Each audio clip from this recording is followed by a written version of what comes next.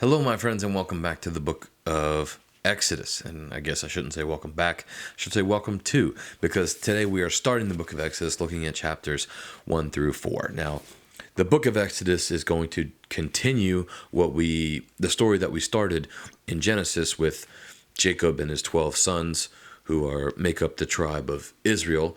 And the Israelites are going to be enslaved in the Exodus, and eventually they're going to be delivered from that slavery by the Lord, but that's getting ahead of ourselves. So this book of Exodus was most likely written by Moses, as it is one of those first 5 books of the Old Testament, which are all attributed to Moses. And so some major themes that we'll see here. God is going to rescue his people from slavery.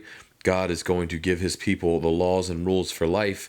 And these two themes may seem contradictory, but they're not. We are the most free when we obey God. And so we're going to also see some heroes here in Exodus. We're going to meet Moses. We're going to meet Aaron, the brother of Moses. And at the very beginning, we're going to meet Miriam, the sister of Moses, who bravely takes care for him as a child and really rescues him from certain death. So the name Exodus actually means way out. So we get the word exit from Exodus, and we can read how God's people exited Egypt, a place where they had been slaves for over 300 years. And we're actually going to see that here. And then, as I said with the other theme, is we're also going to get God's law. So we are going to see the 10 Commandments given towards the end of this book. And so, without further ado, we're going to go ahead and get into it with the beginning, chapter 1.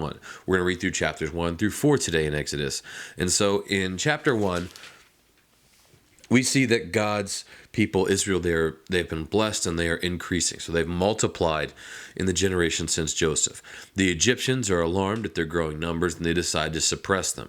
They force them to become slaves and put them to work building store cities for Pharaoh. When this makes no impression on the sturdy race, the king embarks on a program of ethnic cleansing. All Hebrew boys are to be killed at birth or thrown into the river. Now, the store cities of Pithom and Ramses were built to house the treasures of Pharaoh Ramses II in the 13th century BC. So this suggests a date for the Exodus at about 1250 BC, although some scholars date it closer to the 15th century. So in chapter 2, we see Moses being born. So chapter 1 was mostly about the oppression of Israel. We saw how they expanded quickly after the years of Jacob and Joseph.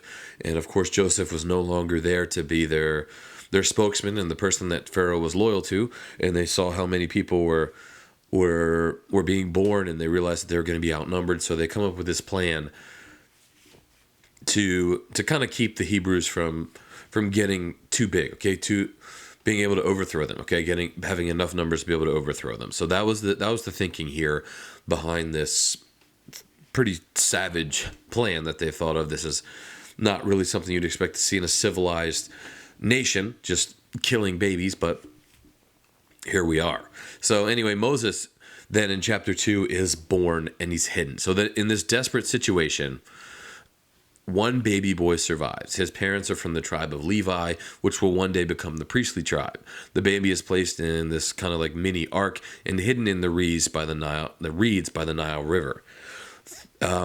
There, his loud cries, which had made it impossible to hide him at home, became an asset. He's found and adopted by none other than Pharaoh's own daughter. She asks his own mother to care for him through boyhood and then adopts him. She names him Moses, which means drawn out, because she drew him out of the water.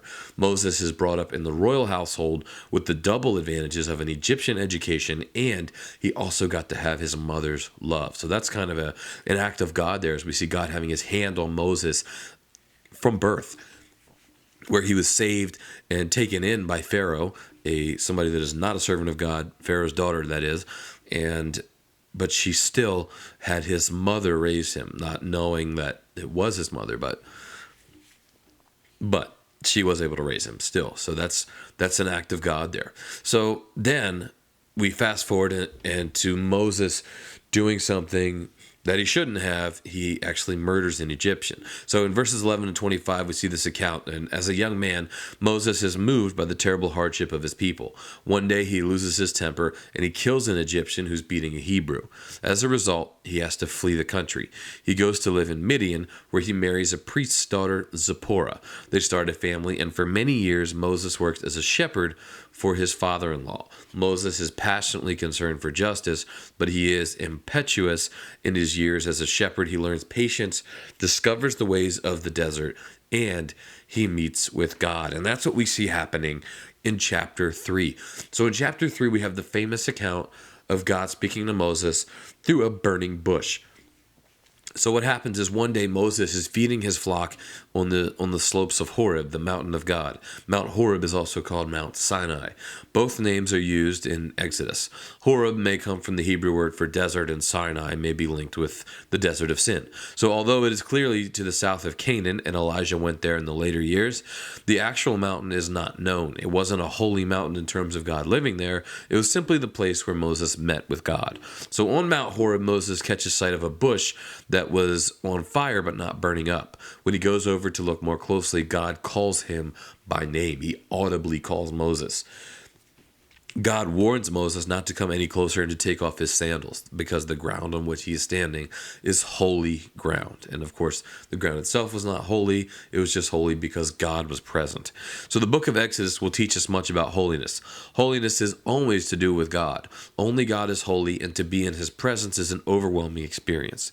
A sinful person can no more approach a holy God than a tissue can survive in a furnace. So the God has been missing, presumed dead, now makes himself known to Moses. I am the God of your father, the God of Abraham, the God of Isaac, and the God of Jacob, he says in verse 6. After the years of silence and the hardship by his people, God is now ready to move. And so God tells Moses that he too is moved by the plight of his people. He intends to rescue them and bring them out of Egypt to Canaan, a good and spacious land, a land that is flowing with milk and honey. And the leader of this epic adventure is going to be Moses. And Moses wasn't excited about this, but we'll get into that. So the first thing he does is Moses says, "Who are you?" And God replies, "I am who I am." So the Hebrew name Yahweh means I will be what I will be. God is alive, immediate, and present, and he is. So in the past, he was known by what he did for the patriarchs, the God of Abraham, the God of Isaac, the God of Jacob. Now he's going to be known for what he does for the Israelites. The proof that he is will be this people, that his people will be rescued from slavery and worship him on this very mountain. The Lord is the English translation of Yahweh or Jehovah. So it comes from the days when strict Jews would not pronounce God's name because their lips were unholy. Instead, they took the letters YHWH and the words from Adonai, which means my Lord, to make Jehovah. So that's kind of some fun little trivia there, and some Hebrew language for us for how we get some of the words that we have in our English language. So Moses is called by God. He's called to lead his people, and Moses objects. Not necessarily objects, but he's like, "God, are you sure it's me?" So what happens starting in chapter 4 is he asks God for signs. So he's like, "God, are you sure that this is like that you want me to do? Like, show me that you really mean what you say." So God, he turns Moses' staff into a snake, and he also makes his hand leprous. If the people don't believe Moses, he's to pour Nile water on the ground, and it will become blood. Such Bible miracles are always grouped around special events. They're the pointers to some mighty work of God. Desperately, Moses pleads that he's not a good speaker. So here he is making an excuse to God. He's, "Look, I don't speak well. Probably had a stutter. How am I supposed to be this leader, this vocal leader? But this is no problem for God." So the Lord of creation, who gave people their mouths and all their senses, is well able to help Moses speak. So in the end, Moses has to tell the truth. He just doesn't want to go. He isn't good at leadership, and no one will believe him. And he's happy where he is. Moses He's a coward. And God agrees that Moses' brother Aaron will assist him and speak for him. So reluctantly, Moses does return to Egypt. On the way, he has a fierce struggle with God, which is resolved when Zipporah circumcises their son.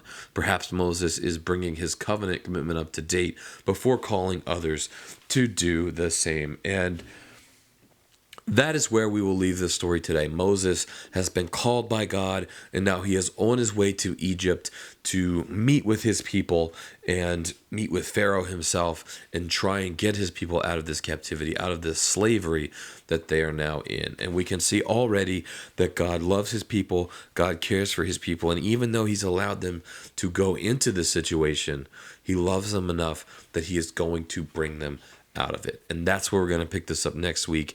And that's all for today. I will see you guys tomorrow back in the book of 1 Samuel.